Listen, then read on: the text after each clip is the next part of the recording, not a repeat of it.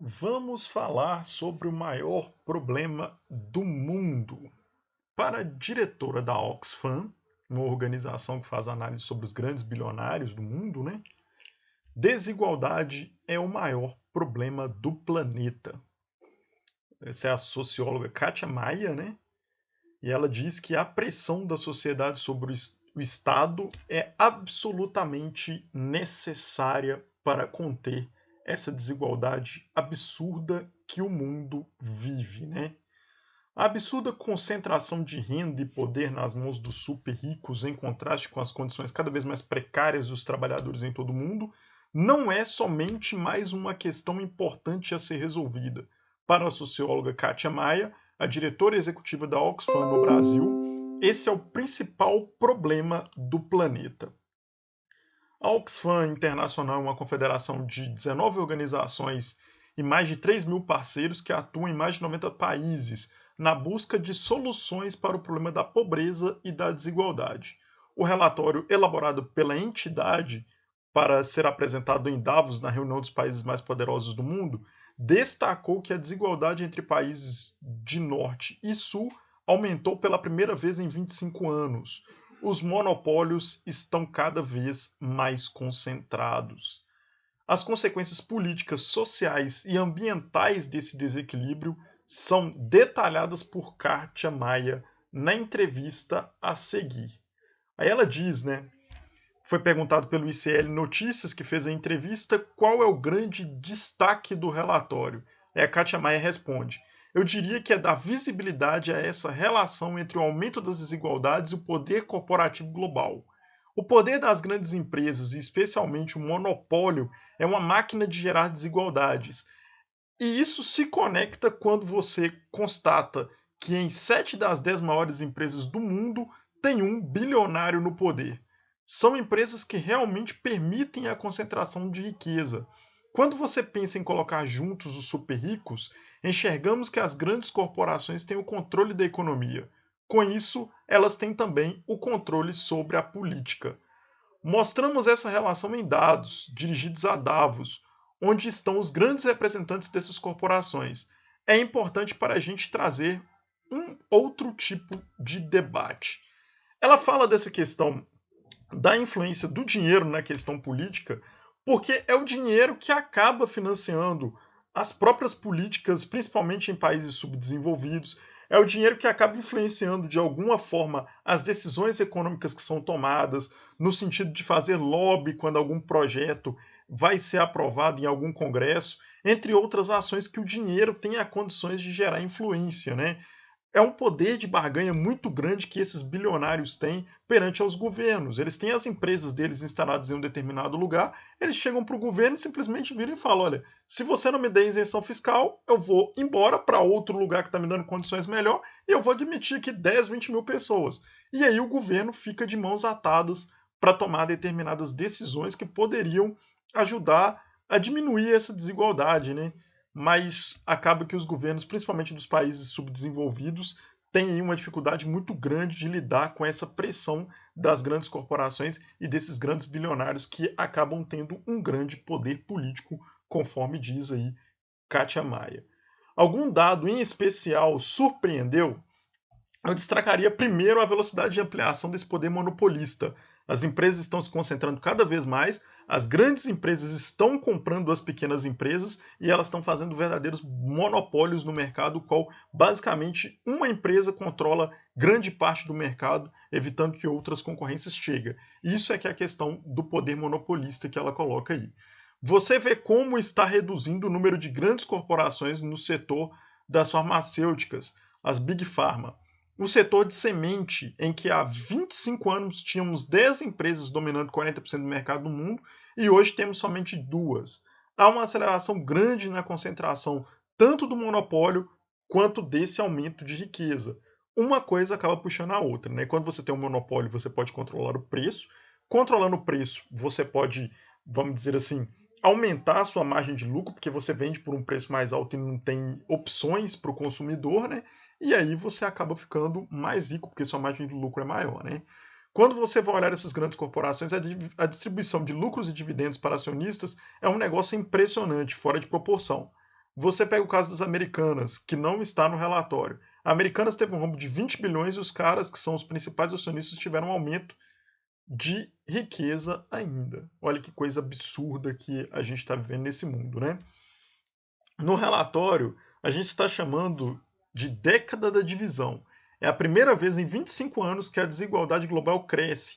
Cresce entre norte e sul e cresce dentro dos próprios países.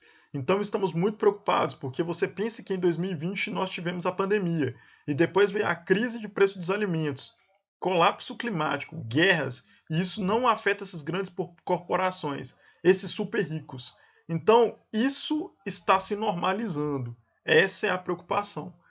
Como é que a sociedade vai permitindo a normalização de algo tão inaceitável, que causa tanta indignação, como essa concentração de riqueza? É um verdadeiro absurdo, né? Enquanto os super ricos estão ficando multibilionários, né? Com recursos aí que por 20, 30 gerações eles conseguem sustentar as suas famílias sem que as suas descendências precisem fazer nada, outras pessoas estão caindo na miséria e tendo que trabalhar muito mais horas por dia para poder ter o um mínimo para a sua subsistência. Esse é realmente o maior problema do mundo, com certeza, e a sociedade tem que lutar contra isso de alguma forma, né? Você acha que a desigualdade é o nosso principal problema? Aí ela responde: eu acho, sim, que a desigualdade é o principal problema do planeta, porque ela tem uma questão profunda que é a separação da humanidade em cidadãos e cidadãs de primeira e segunda categoria. A humanidade deveria ter como um princípio que somos todos seres humanos, todos e todas, e que, portanto, temos todos os mesmos direitos. Mas não é isso que acontece. Cada vez mais a desumanidade, a falta de solidariedade, a normalização da violência, a normalização da exclusão social estão fazendo com que a gente tenha milhões de pessoas como segunda categoria. E mesmo quando a gente pensa que temas como a própria questão climática, os maiores responsáveis pela situação do colapso climático que a gente vive hoje são aqueles que mais têm e os mais impactados são os que menos têm. Então eu diria que à medida que esse abismo vai aumentando entre países, isso vai realmente gerando um descolamento de uma maioria da população. E por isso eu diria que esse é o principal problema do planeta, né? Aí tem aqui a pergunta: o que fazer diante dessa escala de desigualdade, né? Para nós, o estudo tem que voltar a cumprir o seu papel. Eu acho tão engraçado porque os críticos do Estado sempre dizem que tem que deixar o mercado livre. Mas está aí esse monopólio que não tem nada a ver com o mercado livre. Não existe livre concorrência quando você tem esses setores poderosos, que quando entram em crise, o Estado entra para colocar dinheiro, o Estado entra para apoiar com isenção fiscal. Agora, na hora que é para o Estado entrar para organizar isso, para dizer calma, aqui está passando dos limites. Aí não pode. Aí, para eles, é a lógica do livre comércio e que o Estado tem que deixar eles lucrarem à vontade, monopolizarem à vontade e a população sempre paga o pato, né?